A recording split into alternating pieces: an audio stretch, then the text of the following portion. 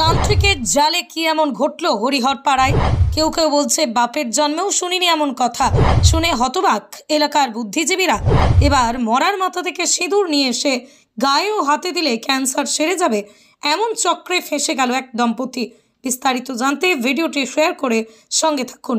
ওটা দিলে সিঁদুর নিয়ে এসে দেবো মরার মাথার গোড়া থেকে, দিয়ে ওটা দিলে বলে অসুস্থ মানুষ সুস্থ হয়ে যাবে তাড়াতাড়ি। বারবার তান্ত্রিকের প্রতারণা।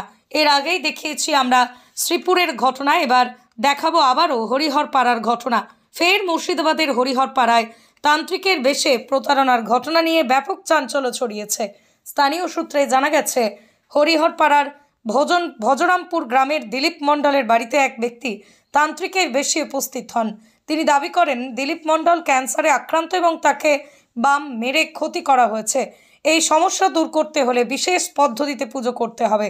তান্ত্রিকের কথা মতো দিলীপ মণ্ডলকে বলা হয় যে এই বিশেষ পুজোর জন্য সোনার বালা প্রয়োজন। ওই বালা নাকি মরার মাথা থেকে সিঁদুর নিয়ে এসে গায়ে হাতে দিলেই ক্যান্সার সেরে যাবে।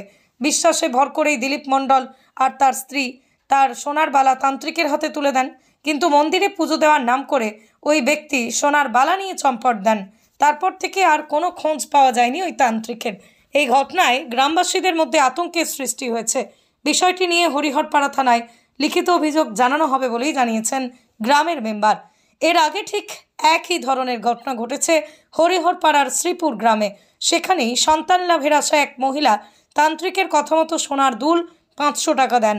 মন্দিরে পুজো দেওয়ার নাম করে ওই ব্যক্তি টাকা ও গয়না নিয়ে পালিয়ে যায়। বারবার এমন প্রতারণার ঘটনায় পুরো এলাকা আতঙ্কিত হয়ে পড়েছে। স্থানীয়রা প্রশাসনের হস্তক্ষেপের দাবি তুলেছেন, প্রতারককে গ্রেপ্তার জোর দাবি জানাচ্ছেন। ব্যুরো রিপোর্ট, খবর 24, যা সত্য তা প্রকাশিত। সমস্যা বলতে এখানে একটা তান্ত্রিক এসেছিল, দিয়ে দাদাভাই শুয়েছিল। দাদাভাই শুয়ে থাকার পর দিদিকে দেখেছে, দেখে বলছে আপনার কি হয়েছে? তা বলেছে আমার এই শরীর খারাপ। তাই বলেছে উনিকে দেখার পর বলেছে যে আপনার শরীর খারাপ, তাহলে আপনাকে কোনো কিছু রোগ হয়েছে বলে, তাই বলে দিদিকে ডেকেছে। দেখার পর বলছে একে বান মেরেছে। বান মারার পর তখন বললো তাহলে এই জিনিস লাগবে। দিদি বলছে তো আমার অত কিছু জিনিস নেই, তাহলে আপনার হাতের নোয়াটা দেন, তাহলে দেওয়ার পর ওটাতে সিঁদুর নিয়ে এসে আপনাকে দেখানো যাবে, দিলে পরে তাড়াতাড়ি সুস্থ হয়ে যাবে। সোনা বাঁধানো নোয়াটা নিয়ে ও কিন্তু দিদি বলেছে স্নান করে দিতে, গরম জল করে স্নান করাতে গেছে। উনি তখন নোয়াটা নিয়ে পালিয়ে গেছে। আর দিদি এসে দেখছে নেই লোকটা। অসুখ ভালো করে দিব বলেছে, দিয়ে আর কিছু বলেনি, ওটা নিয়েই চলে গেছে। কি রোগে ভুগছিলেন? ও ক্যান্সার রোগে ভুগছে।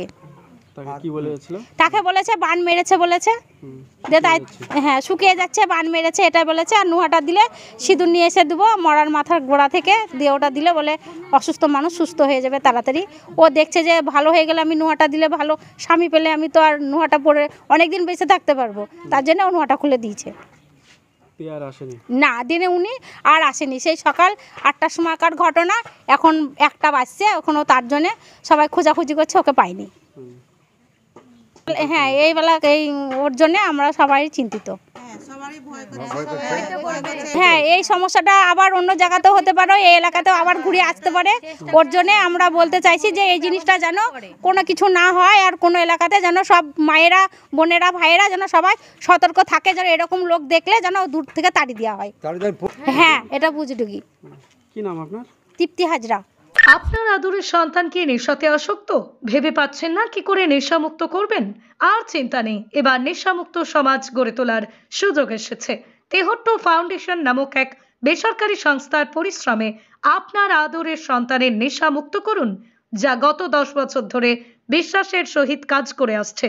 আর তার সঠিক রেজাল্ট পেয়েছে অনেক বাবা মা। বর্তমান সময়ে বিভিন্ন নেশায় আসক্ত থাকে যুবকরা, তাদেরকে নেশামুক্ত করতে বিভিন্ন পদক্ষেপ নিতে থাকে বাবা মা।